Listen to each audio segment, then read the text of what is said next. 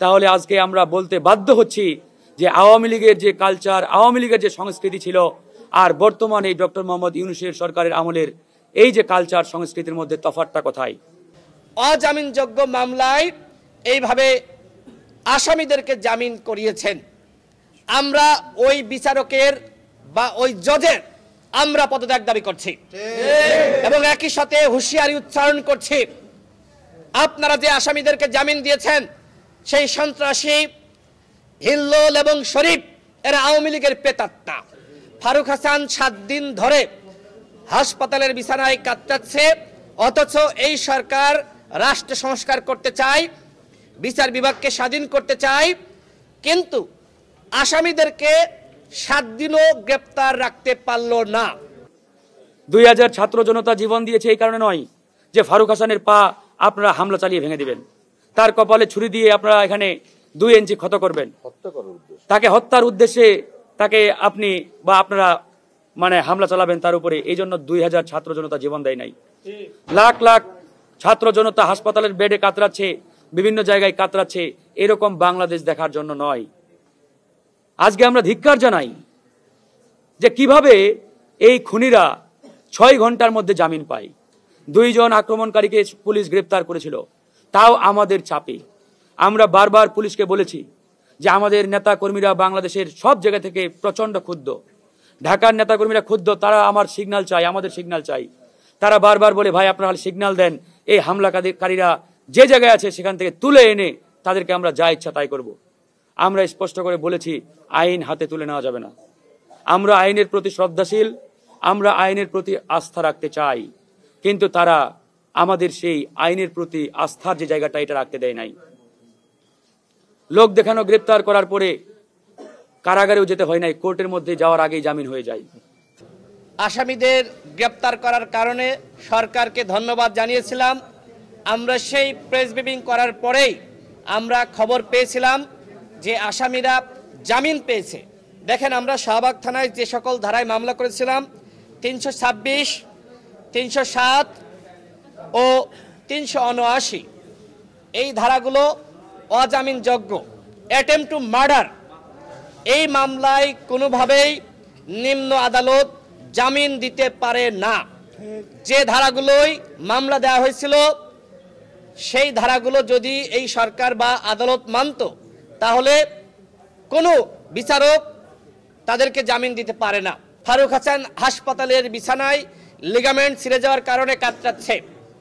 তার কপালে দেখতে পাচ্ছেন সেখানে 5টি সেলাই লেগেছে, টিপ ছুরি দিয়ে আঘাত করা হয়েছিল, অর্থাৎ কোপ দেওয়া হয়েছিল।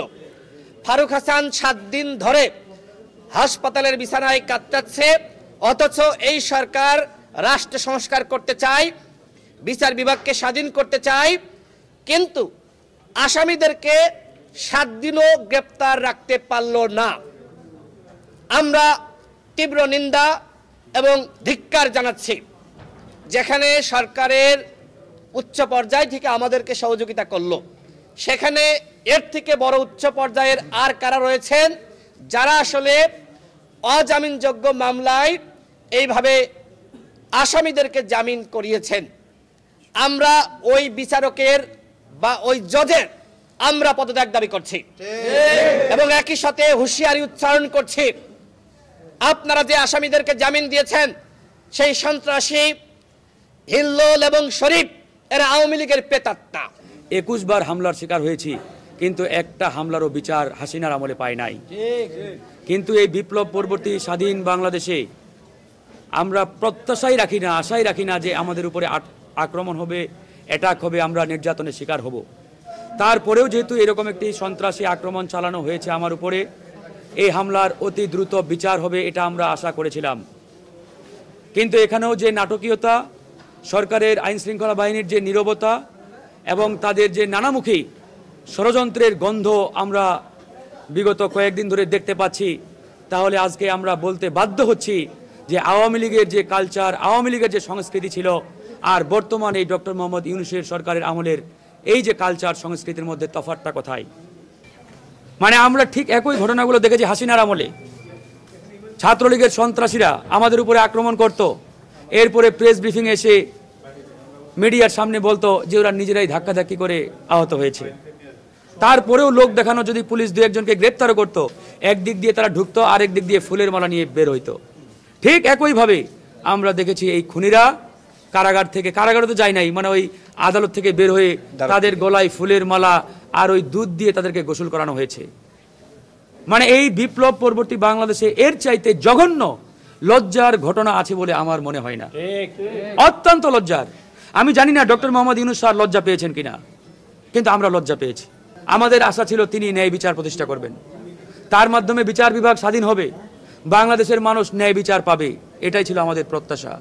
কিন্তু তিনি চেয়ারে বসার পরেও আমরা যে ধরনের ঘটনাগুলো দেখতে পাচ্ছি, আসলে আমাদের বলতে এখন আমরা বাধ্য হচ্ছি, doctor Muhammad Yunus sir, you are not fit for Bangladesh.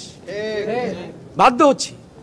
আমরা এই বিপ্লবের অন্যতম সম্মুখ সারির যোদ্ধা, আমরা এই বিপ্লবে নেতৃত্ব দিয়েছি, আমরা এই বিপ্লব ঘটিয়েছি। এখানে সব রাজনৈতিক দল, কৃষক, শ্রমিক, ছাত্র জনতা সবাই অংশগ্রহণ করেছে। আমরা হামলা মামলার শিকার হয়েছি, জেলে গেছি, রিমান্ডে গেছি, আমরা সবাই সম্মিলিতভাবে বিপ্লব ঘটিয়েছি। এবং বিপ্লব ঘটার পরে এই বাংলাদেশে আমাদের উপরে আক্রমণ হবে, আমাদেরকে আহত করবে, আমাদেরকে মার্ডার করবে, তাহলে এই বাংলাদেশ আমরা কেন ফ্যাসিবাদ মুক্ত করলাম বলেন? কেন আমরা এই বাংলাদেশকে নতুন করে গড়ে তোলার স্বপ্ন দেখলাম? আজকে মিডিয়ার ভাইরা এখানে আছেন, আপনারা একটা জিনিস বিগত দিনে দেখেছি ভুলভাবে উত্থাপন করেছেন। এই সন্ত্রাসী হামলাকারীদেরকে আপনারা ছাত্র এবং আহত পরিচয় দিয়েছেন। প্লিজ আপনাদের অনুরোধ, এরা কেউ হামলাকারীও ছাত্রও নন, আহত নন, এদের একটাই পরিচয়, এরা সন্ত্রাসী, এরা স্রেফ সন্ত্রাসী। এবং এই সন্ত্রাসীদেরকে রাষ্ট্রীয় পৃষ্ঠপোষকতায় জামিনের ব্যবস্থা করা হয়েছে, জামিন দিয়েছে। তা না হলে জামিন অযোগ্য ধারায় মামলা হওয়া সত্ত্বেও কিভাবে 6 ঘন্টার মধ্যে জামিন পাই? তাহলে এখানে যে জজ সাহেব জামিন দিয়েছেন তিনি অসহায়। আমরা হাসিনার আমলে শুনেছি এবং বিচারকরাও বলেছেন যে মামলাগুলোর রায় গণভবনে লেখা হতো, গণভবন থেকে মামলার রায় রেখে কোর্টে পাঠানো হতো, জজ সাহেব শুধু এজলাসে উঠে ওই এজলাসে উঠে পড়ে শোনাতেন, সব মামলার রায় গণভবন থেকে আসতো। তাহলে কি আমরা প্রশ্ন রাখতে পারি আজকে যে আমাদের এই সন্ত্রাসী হামলার রায়ও ওই যমুনা থেকে লেখা হয়েছে এবং যমুনা থেকে সেই রায় লিখিয়ে আদালতে পাঠানো হয়েছে? এই প্রশ্ন আমি আজকে সাংবাদিক বন্ধুদের মাধ্যমে আমি জনগণের কাছে রাখতে চাই।